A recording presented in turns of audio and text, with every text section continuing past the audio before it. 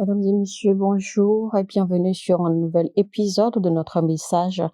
Aujourd'hui, nous allons continuer dans le message intitulé Les 6 composantes du feu spirituel, toujours avec l'apôtre Michael Oropo. Alors, chers frères et sœurs, afin de pouvoir accomplir nos devoirs en tant que chrétiens envers le royaume de Dieu, nous avons besoin du feu.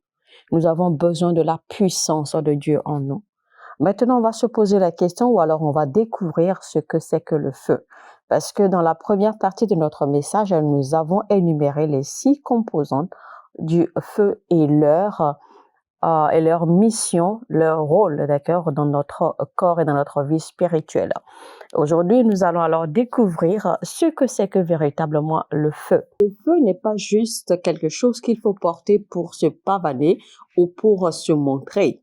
Quand tu rencontres un homme qui est rempli du feu de Dieu, tu vois que l'amour de Dieu est plein en lui. Il démontre aisément, de par ses actions et par sa vie et tout ce qu'il fait, tu vois clairement combien l'amour de Dieu déborde en lui. Sa passion pour les choses de Dieu déborde, est tellement visible et palpable. Il est toujours après les choses du royaume. Il s'investit corps, esprit, âme, toutes ses ressources dans tout ce qui concerne le royaume de Dieu. La Bible déclare ceci: je te cherche au point du jour, car mon âme a soif de toi et ma chair languit après toi, dans une terre aride et altérée sans eau, pour voir ta force et ta gloire, comme je t'ai contemplé dans le lieu saint, car ta bonté est meilleure que la vie. Alléluia. Quand vous arrivez au point où votre âme cherche tout le temps la présence de Dieu constamment, vous arrivez à un point où votre âme a tellement soif, votre âme ne fait que désirer la présence de Dieu. Sache qu'à ce moment-là, tu es vraiment prêt ou que tu es disposé à recevoir le feu de Dieu. Dans Jean 2,17, Jésus a dit que le zèle pour les choses, le zèle pour les affaires de la maison de mon Père. Jésus-Christ a dit que ce zèle l'a consumé. Alors, ma question pour vous est celle-là a été la dernière fois où vous êtes engagé dans une veillée de nuit de prière tous et que vous n'avez pas prié parce que vous allez à une conférence ou parce que vous devez prêcher quelque part ou parce que vous désirez avoir quelque chose ou parce que vous voulez que Dieu vous fortifie ou que vous désirez l'onction ou la grâce peut-être parce que vous devez aller prier pour quelqu'un, etc., etc. Quelle a été la dernière fois où vous vous êtes engagé de façon délibérée dans une veillée de prière parce que votre âme soupire à lui, parce que vous voulez juste passer des moments en sa présence, parce que vous cherchez sa face? Quelle a été la dernière fois? Écrit dans Cantique 1, verset 2, qu'il me baise des baisers de sa bouche, car ton amour vaut mieux que le vin. Tes parfums ont une odeur suave.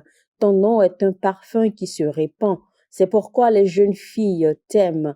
Entraîne-moi après toi, Seigneur. Nous courons. Le roi m'introduit dans ses appartements. Nous nous égarerons. Nous nous réjouirons.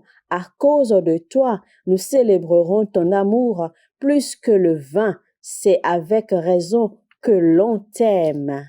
Alléluia. Cela devrait donc être le genre d'intensité d'amour et de désir, le genre d'intensité de passion que nous devons nourrir à la présence de Dieu.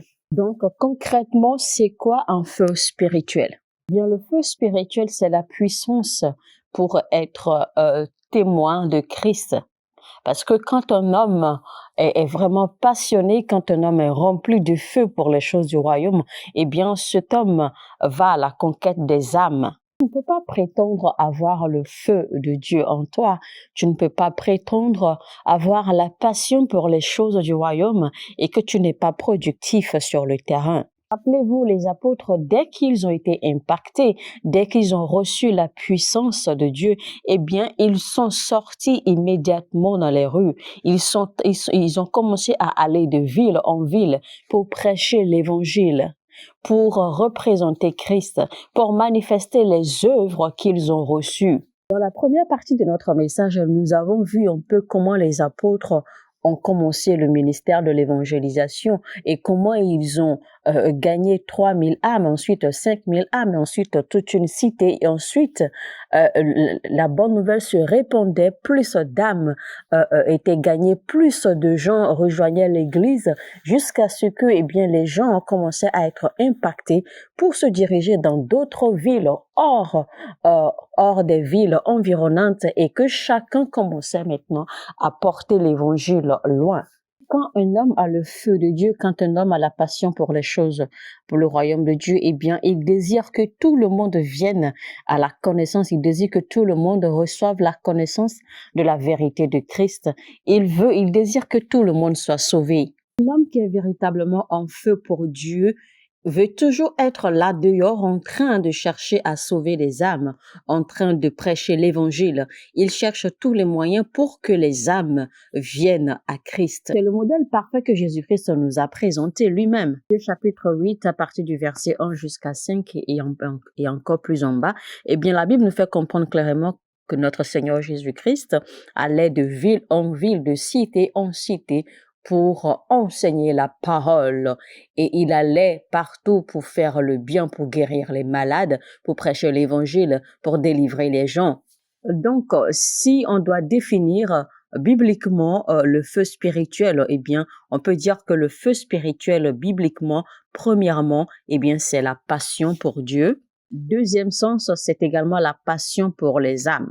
Deuxième définition biblique du feu spirituel, c'est avoir cette passion pour la pureté, avoir cette flamme qui brûle pour la pureté. Vous savez que malheureusement, cette génération fait face à ce gros problème de pureté. Vous voyez des gens qui prient, qui sont capables de prier pendant longtemps, qui sont capables de prier pendant des heures. Des gens qui sont capables, de faire des exercices spirituels intenses et de tenir longtemps. Mais en cachette, vous les voyez vivre, avec différents vices, avec différents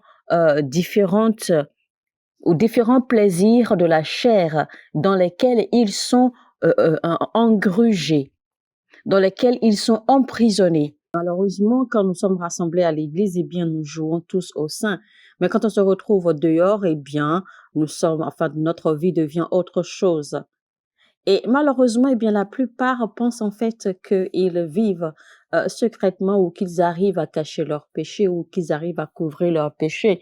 Mais ce qui n'est pas malin, parce que même si les êtres humains ne voient pas les actes que vous commettez ou les actes que nous commettons en cachette, si on doit vous ouvrir les yeux spirituels pour voir le nombre d'êtres vivants, qui vous observent et qui sont témoins de chacun de vos actes, vous serez surpris. Parce que même si les êtres humains ne vous voient pas, les anges vous voient, les esprits vous voient, Dieu vous voit, la nature vous voit, les astres vous voient, les luminaires vous voient. Et il ne faut surtout pas se leurrer, penser que vous allez pouvoir manager vos péchés ou vos addictions ou vos faiblesses, alors que vous êtes toujours en mesure de prier en langue, prier en esprit pendant des heures, vous vous amusez. Vous vous trompez. En réalité, si vous recevez vraiment le feu de Dieu, parce que quand le feu de Dieu descend, le feu de Dieu agit comme un élément ou comme un médicament qui purge, parce que le feu de Dieu va purger votre esprit,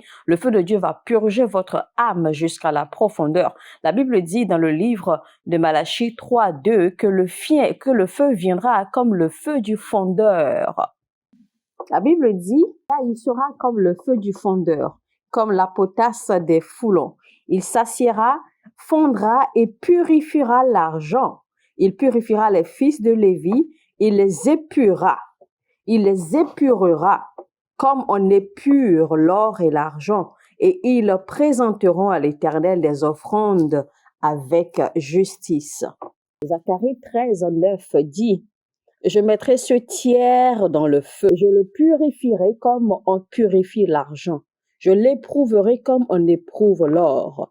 Il invoquera mon nom et je l'exaucerai. Je dirai, c'est mon peuple, et il dira, l'Éternel est mon Dieu. Donc, peu importe ce que tu fais, peu importe ce que Dieu fait à travers toi, tant que tu vis toujours dans l'iniquité et dans le péché, dans l'impureté, tu n'as pas encore le feu de Dieu. Parce que si effectivement tu as le feu de Dieu en toi, eh bien le feu de Dieu en toi va faire que, enfin le feu de Dieu en toi va tuer tout appétit, d'accord, ou toute aisance que tu auras, même devant l'iniquité ou devant le péché. C'est-à-dire que le feu de Dieu en fait en toi va t'épurger de sorte que tu seras toujours mal à l'aise partout où tu entres, dans n'importe quel environnement, n'importe quelle atmosphère où tu sens l'impureté, où tu sens l'iniquité, tu ne seras pas à l'aise. Tu seras toujours irrité et repoussé par tout ce qui est impureté et iniquité. Donc, quand le feu de Dieu vous purge, eh bien, vous n'allez pas seulement être irrité par le péché ou l'iniquité, mais vous allez complètement le haïr. Rappelez-vous, la Bible dit en fait que si tu apportes l'offrande à l'autel et que tu te rends compte, que tu te rappelles que ton frère a quelque chose contre toi, eh bien la Bible recommande de déposer l'offrande à l'autel et d'aller faire la paix avec son frère afin de revenir pour faire ses offrandes et ses sacrifices afin que ces offrandes soient acceptables, agréables à l'Éternel. Pourquoi? Parce que l'Éternel en fait met un accent particulier sur la pureté. Vous voyez, jusqu'à ce que l'Éternel mette l'accent sur la pureté du cœur. Vous voyez combien la pureté, d'accord, est très très importante aux yeux de Dieu. De sorte à ce que Dieu lie même la pureté aux offrandes, parce que on ne parle pas seulement de la pureté ou d'être loin des actes charnels, par exemple, parce que quand on parle d'iniquité et de péché, en fait, ce n'est pas juste les actes charnels, c'est tout ce qui peut entraver votre relation avec l'Esprit de Dieu. Donc, votre cœur doit être pur, vide de sentiments, vide de ressentiments, vide de malice, vide de colère, vide de tout ce qui peut être négatif comme émotion. Donc, votre corps, votre esprit, votre âme doit être pur. Quand vous vous présentez devant l'autel de l'Éternel avec les offrandes et les sacrifices, voilà ce sur quoi Dieu est en train de mettre l'accent. Donc, vous voyez combien la pureté est importante dans tout ce que nous faisons. C'est pour vous dire aussi que l'impureté et le feu de Dieu ne peuvent jamais cohabiter ensemble. Donc, un homme qui a encore de l'iniquité en lui, et qui est toujours utilisé, d'accord, par Dieu pour faire des œuvres, pour manifester sa puissance, etc. Cet homme peut toujours être utilisé par Dieu comme instrument, comme vase pour toucher les vies. Mais cet homme n'est toujours pas encore en feu. Pourquoi? Parce que le feu ne peut pas s'installer, le feu ne peut pas rester en cet homme parce que il y a encore de l'iniquité, il y a des malices, il y a de petits trucs, d'accord, qui entravent, eh bien, une relation parfaite, d'accord, entre cette personne et l'Esprit de Dieu. Et c'est tout ça qui fait que vous allez voir qu'aujourd'hui, malheureusement, eh bien, beaucoup de prédicateurs, eh bien, nous prêchons, beaucoup savent comment prêcher, d'accord, beaucoup savent comment toucher le cœur des gens, et etc. Mais nos prédications n'ont plus de poids. Parce que même quand les paroles sortent, même quand les enseignements sortent et que les gens les reçoivent, eh bien, les enseignements ne pénètrent pas l'âme des gens. Les enseignements ne pénètrent pas l'âme de ceux qui écoutent. Donc, les gens reçoivent le message, les gens nous écoutent, mais ils ne sont pas véritablement impactés. Ils ne sont pas véritablement transformés. En fait, ils reçoivent, d'accord, ce qu'il faut recevoir à l'instant. Ils reçoivent la puissance à l'instant. Mais une fois qu'ils se séparent de la présence de Dieu, eh bien, le message ou l'enseignement qu'ils ont reçu, ce qu'ils ont reçu en réalité n'impacte plus, d'accord, ou ne cause pas de transformation dans leur vie. La passion dont nous parlons ici, c'est cette passion, ce feu qui brûlait, d'accord, en nos pères spirituels, nos pères dans le Seigneur, nos pères dans la foi qui ont écrit des livres, qui ont écrit des sermons qui n'ont même pas besoin de prêcher eux-mêmes, des livres, des sermons que quand vous lisez, eh bien, votre cœur est touché, votre âme reçoit le message en profondeur et votre vie est transformée. Votre esprit est bouleversé par ce que vous lisez. Parce que ce que vous lisez, en fait, est la vie et un esprit qui vous pénètre pour commencer à forcer un changement en vous, tel point que l'on se demande quel est ce poids ou quel est cet étrange feu ou quelle est cette onction étrange, d'accord, que nos pères dans la foi portaient dans leurs serments. En fait, c'est parce que ces hommes, nos pères dans la foi, d'accord, connaissaient l'importance de la pureté. Nos pères dans la foi ont cultivé la pureté, ont cultivé la sainteté. Donc, si nous voulons vraiment impacter notre monde, si nous voulons vraiment changer notre monde, eh bien, nous devons apprendre à cultiver cette même passion, ce même feu que nos pères dans la foi avaient, cette même chrétienté que nous devons cultiver et travailler pour présenter à notre génération et aux générations à venir. Alors, voyant l'importance du feu, comment alors aiguiser le feu du réveil, c'est-à-dire le feu d'un réveil spirituel? Comment l'aiguiser? Comment le rallumer? Eh bien, premièrement, c'est avoir l'humilité du cœur. En fait, l'humilité du cœur est le premier socle de la prière. L'humilité du cœur qui active une prière et une adoration effective, une prière et une adoration vraie, dans l'amour et dans l'esprit de Dieu et en vérité. Il dit dans 2 Chroniques 7:14, « Si mon peuple sur qui est invoqué mon nom s'humilie, prie et cherche ma face, et s'il se détourne de ses mauvaises voies, je l'exaucerai des cieux. Je lui pardonnerai son péché et je guérirai le pays. » Donc, en fait, on va souligner ici la première phrase. « Si mon peuple sur qui est invoqué mon nom s'humilie, prie et cherche ma face. » Vous voyez donc que Dieu met l'accent sur l'humilité du cœur. Oui, nous allons prier, c'est d'accord. Nous allons invoquer le Seigneur, c'est d'accord. Mais quel est l'état de notre cœur quand nous invoquons le Seigneur?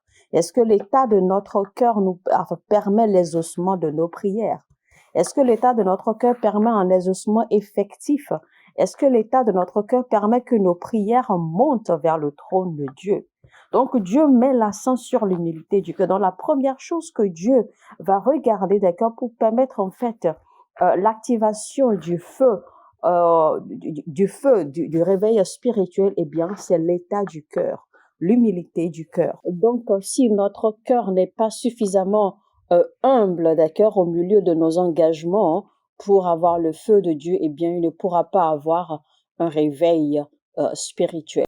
Parce que malheureusement, aujourd'hui, eh bien, nous faisons tout ce qui est bien, nous faisons tout ce qui est bon aux yeux de Dieu, mais nous faisons ces choses et notre cœur n'est pas aligné, notre cœur n'est pas suffisamment en accord avec nos actions. Et donc, quand notre cœur n'est pas aligné, quand notre cœur n'est pas suffisamment humble, eh bien, nos actions ne porteront pas de fruits, malgré ce que nous faisons, malgré l'intensité et le poids de ce que nous investissons, d'accord, dans le royaume de Dieu ou dans le corps du Christ, tant que notre cœur, la posture de notre cœur n'a pas changé. Le premier péché que Dieu a rejeté, le premier péché qui a irrité Dieu dans toute l'histoire de la Bible, eh bien, c'est l'orgueil. Vous allez voir en fait que eh bien, Satan était, d'accord, assis avec Dieu, parce que Satan, il était la lumière. Et donc, c'est la fierté qui a fait que Satan a été basculé, il a été jeté sur terre. C'est à cause de l'orgueil qu'il a perdu son trône. Il a perdu sa position, d'accord, dans le ciel. Il a perdu sa position au milieu des anges. Rappelez-vous également qu'il est écrit dans la Bible que Dieu est l'orgueil et qu'il fait grâce à ceux qui s'humilient. Il est écrit clairement que Dieu n'aime pas l'orgueilleux, mais qu'il fait grâce à celui qui est humble. La deuxième chose qui sponsorise un réveil spirituel authentique, eh bien, c'est la repentance sincère. Je ne parle pas ici, d'accord, de cette repentance semblante que nous avons l'habitude de faire devant Dieu et nous pensons que nous sommes malins parce que normalement, quelqu'un qui se répand ne retourne plus à ses vomis. Quelqu'un qui se répand est suffisamment brisé, suffisamment touché par le péché qu'il a commis. Ça veut dire que sa conscience est tellement vive qu'il ressent une blessure profonde, sorte que en fait il se détourne, d'accord, des voies qu'il avait empruntées, des voies de l'iniquité ou des voies du péché pour lesquelles en fait il est en train de se repentir. Mais généralement, aujourd'hui, ce que nous observons, eh bien, quand l'on commet un péché, eh bien, l'on vient devant l'Éternel, on pleurniche et on dit, Seigneur, pardonne-moi. On dit qu'on s'est repenti, mais dès qu'on tourne le dos, eh bien, on retombe encore dans la même chose. Et on ne fait que répéter et répéter et répéter. Et donc, notre repentance n'est jamais complète. Normalement, quand vous êtes vraiment repenti, eh bien, vous ne retournez plus aux choses que vous aviez l'habitude de faire. Parce que quand vous êtes vraiment repenti, l'Esprit de Dieu vous brise. L'Esprit de Dieu vous fait ressentir la douleur de ce que vous avez fait. Et cela vous convainc, cela convainc votre esprit. Vous êtes convaincu dans votre âme que vous ne devez plus retourner, d'accord, aux choses passées ou aux choses que vous aviez l'habitude de faire ou à cette chose pour laquelle vous êtes en train de vous repentir. Si l'on veut vraiment assister à un réveil spirituel, eh bien, nous devons être prêts à humilier notre cœur, d'accord, au lieu de la prière. Et si on doit revenir au même verset de 2 Chroniques 7, 14, eh bien, ce verset dit clairement, « Si mon peuple, sur qui est invoqué mon nom, s'humilie, prie et cherche ma face, et s'il se détourne de ses mauvaises voies, je ferai des cieux. » Vous voyez? Donc, il y a lieu de se détourner de ces mauvaises voies. Il y a lieu de se détourner de l'iniquité, du péché, de tout ce qui est négatif, d'accord, qui pourrait entraver notre relation avec l'Esprit de Dieu et qui pourrait entraver un réveil spirituel effectif. Il doit donc avoir une repentance sincère. Troisième précurseur, le troisième élément précurseur au réveil spirituel effectif, eh bien, c'est de chercher et trouver la révélation de la parole de Dieu. Psaume 80, verset 18 dit, « Fais-nous revivre, Seigneur, et nous invoquerons ton nom. Nous revivre, Seigneur, et nous invoquerons ton nom. » Alors, comment est-ce que le Seigneur va-t-il nous faire revivre? Ézéchiel 2, verset 2. « Dès qu'il m'eut adressé ces mots, l'Esprit entra en moi et me fit tenir sur mes pieds, et j'entendis celui qui me parlait. » Ceux qui ont vraiment le feu, d'accord, pour Dieu, tous ceux qui sont vraiment passionnés et remplis du feu pour le royaume de Dieu, eh bien, ils sont saturés de la parole de Dieu. Pas seulement de la parole, mais ils sont saturés, d'accord, des révélations profondes cachées dans la parole de Dieu. Donc, si vous n'avez pas la parole, si vous ne lisez pas la parole et que vous ne cherchez pas la révélation cachée derrière les mots que vous lisez dans la Bible, eh bien, il vous sera difficile de voir ou d'expérimenter un réveil spirituel. Dans Lévitique 6, 12, il dit « Le feu brûlera sur l'autel et ne s'éteindra point. Chaque matin, le sacrificateur y allumera du bois, arrangea l'holocauste et brûla la graisse des sacrifices d'action de grâce. » Alors, ce qu'on va souligner ici, c'est la première phrase. Le feu brûlera sur l'autel et il ne s'éteindra point. Alors, que faire pour que le feu ne s'éteigne pas? Il faudrait alors que le sacrificateur y mette du bois régulièrement. Et ce qui représente le bois ici, c'est la parole de Dieu. Comme nous sommes tous assis ensemble et que nous écoutons les enseignements, nous écoutons la parole de Dieu, eh bien, dès que la révélation sort de la parole de Dieu, la révélation ne pénètre pas tout le monde de la même façon. C'est justement en cela qu'on l'appelle révélation. Parce que quand la révélation derrière la parole que nous entendons nous pénètre chacun, eh bien, la révélation, c'est que a un effet ou un rôle particulier qu'elle joue dans la vie de chaque. Parce que nous sommes différents, nous avons différentes constitutions spirituelles et etc. Donc, la révélation peut venir, d'accord, peut pénétrer quelqu'un et agir en cette personne, soit comme un jugement, soit comme un objet de réconfort, soit comme un objet de guérison, soit comme un objet de délivrance, soit comme un objet, soit comme un objet, soit comme une substance. D'accord, je préfère dire substance par objet, comme une substance qui pénètre et qui transforme votre cœur, comme une substance qui pénètre et qui impacte votre âme, comme une substance, une révélation qui vous pénètre et qui change votre perception des choses, qui change votre vision des choses. Donc, quand la révélation sort de la parole de Dieu, eh bien, elle pénètre chacun différemment et elle effectue un travail différent également, d'accord, en chacun de nous selon les besoins présents ou selon la volonté de Dieu ou selon ce que Dieu veut fixer dans la vie de chacun. C'est en cela qu'il est important d'être toujours connecté à la parole de Dieu, de toujours lire la parole de Dieu, parce que la parole que vous lisez tous les jours, avec le temps, la parole finira par prendre chair dans votre vie. Et c'est ainsi que vous allez commencer à expérimenter une transformation parce que c'est ainsi que de l'intérieur à l'extérieur, vous allez commencer à être changé, à être transformé.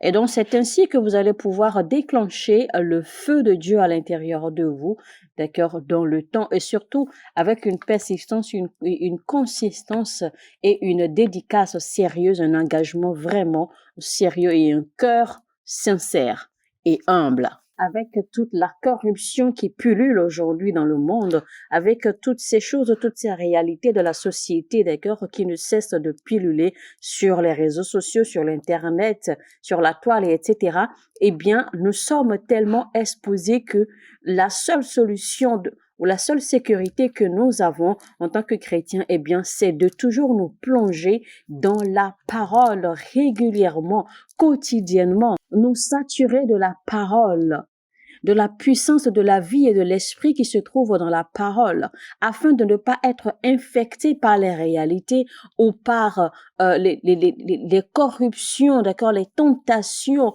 qui ne cessent de s'afficher, qui ne cessent euh, de se lancer pratiquement à notre figure chaque jour. Plus nous nous donnons à la parole, plus nous engageons, d'accord, en fait, à la parole, plus la parole va demeurer en notre esprit, en notre âme, et plus nous allons, d'accord, avec le temps, commencer à ressembler, d'accord, à l'essence que la parole porte. Et comme il est écrit dans la Bible, que notre Dieu est un Dieu notre Dieu est un Dieu de feu dévorant. Donc, il est un feu dévorant et notre Dieu se trouve dans la parole. Donc, plus nous resterons connectés à la parole, plus, d'accord, nous allons ressembler à notre Dieu. Et ceci dans le temps est une dédicace et un engagement sérieux et constant. Car ce sera donc la première transformation qui va se produire en notre âme, en notre esprit, d'accord, si nous restons connectés à la parole de Dieu, car nous allons,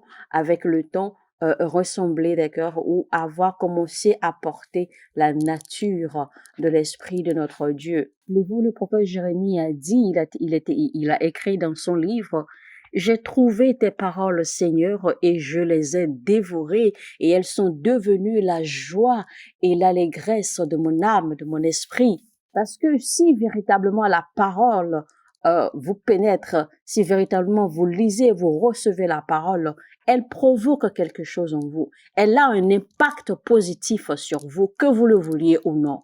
Le Christ a dit que l'homme ne vivra pas seulement de pain et du vin, mais également de la parole, de toute parole qui vienne de la bouche de l'Éternel. Savez-vous la quantité de paroles qui sortent de la bouche de l'Éternel chaque jour? Avez-vous seulement une idée du genre ou de l'intensité d'engagement qu'il faut pour pouvoir recevoir ces paroles de la bouche de l'Éternel chaque jour? Donc, vous voyez, malheureusement, beaucoup ne portent pas vraiment Dieu en leur esprit. Le troisième élément qui propulse ou qui déclenche un réveil spirituel. Alors, le quatrième élément qui propulse ou qui déclenche un réveil spirituel, eh bien, c'est de devenir un sacrifice vivant. Si vous n'êtes pas engagé à servir le royaume, à servir Dieu, eh bien, vous ne pourrez jamais recevoir ce feu.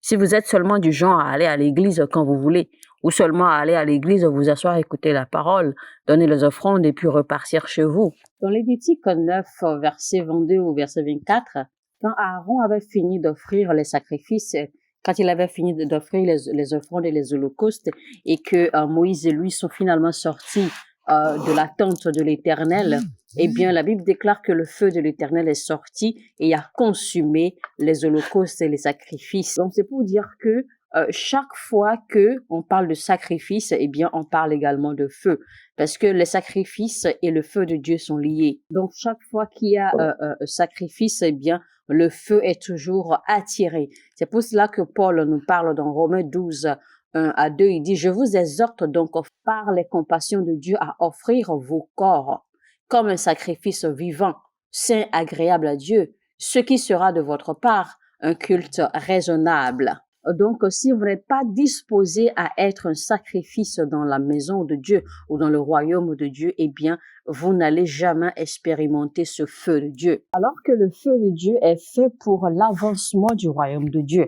Alors, si vous n'êtes pas disposé à être un candidat pour l'avancement du royaume de Dieu, eh bien, qu'est-ce que le feu de Dieu ferait sur vous? Vous ne pouvez pas avoir le feu de Dieu. Cinquième clé ou cinquième élément qui propulse un réveil spirituel, c'est l'esprit de l'unité. Je peux avoir le feu de Dieu dans un corps qui est divisé. Donc là où il n'y a pas d'unité, là où il n'y a pas d'entente, eh bien l'esprit de Dieu ne peut pas reposer et le feu de Dieu ne peut pas reposer. Rappelez-vous quand les disciples étaient ensemble dans une même chambre.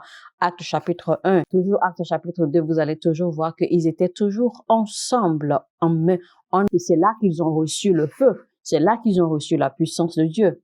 Vous allez voir que dans Actes, si vous étudiez bien Acte 4, verset 28, eh bien, vous allez voir que les disciples, les apôtres, même après qu'ils aient été battus, après qu'ils aient été maltraités par la foule, eh bien, la Bible dit qu'ils se sont rassemblés encore dans leur coin et ont prié en unisson. La Bible dit que là où ils étaient pour prier, tremblait. La Bible dit que là où les apôtres s'étaient rassemblés encore une fois pour prier, d'accord, eh bien le lieu tremblait et que l'Esprit de Dieu descendit et les remplit à nouveau. Donc les apôtres en fait ont évolué, d'accord, ils ont migré de l'unité de l'Église, de l'unité en tant qu'apôtres, ils ont migré, d'accord, de l'unité en accord mutuel dans la prière et de là ils ont migré, d'accord, en accord mutuel dans un cœur, c'est-à-dire que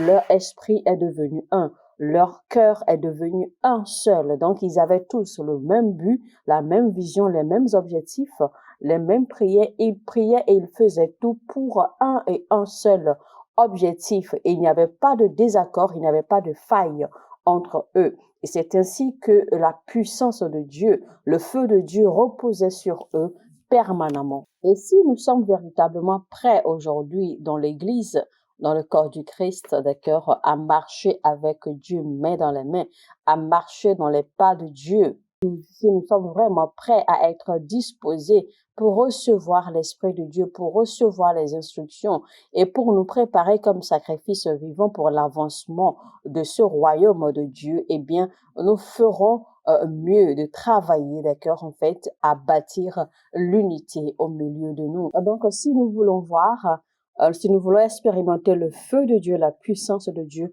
eh bien, nous devons être un, nous devons être unis. Et quand je parle de l'unité, en fait, je ne suis pas en train d'exclure nos diversités. Nos diversités vont demeurer, mais nos diversités vont être soutenues, d'accord, par l'habileté à accepter et endurer les douleurs et les souffrances, la tolérance, il y aura la tolérance, il y aura l'amour, il y aura la compréhension, il y aura la compassion, afin que nous ne détruisions pas le corps, mais plutôt que nous le bâtissions. Dieu verra la sincérité de notre cœur. L'une des façons dont il va poser son sceau divin, eh bien, c'est qu'il va libérer son feu sur nous. Bien, mesdames et messieurs, nous sommes à la fin de notre message. C'était donc la deuxième partie de notre message intitulé Les 6 composantes du feu spirituel. Le feu spirituel, en fait, ça parle, d'accord, du réveil spirituel. C'était donc avec l'apôtre Michael Oropo. Si vous avez aimé ce message, alors likez, cliquez sur le bouton j'aime et partagez au maximum autant que vous pouvez.